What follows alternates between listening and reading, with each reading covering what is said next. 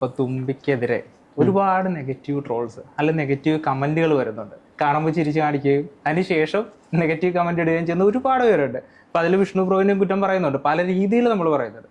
അപ്പൊ അവരോടൊക്കെ എന്താണ് പറയാറുള്ളത്? അവരോട് എന്ത് പറയാൻ, അവരുടെ സ്വഭാവം മാറ്റാൻ പറ്റില്ലല്ലോ. ഞാനിത് മീഡിയക്കാരുടെ അടുത്ത് പറഞ്ഞിട്ടുണ്ടായിരുന്നു, അവർക്ക് മരുന്നില്ലാത്ത അസുഖമാണ്.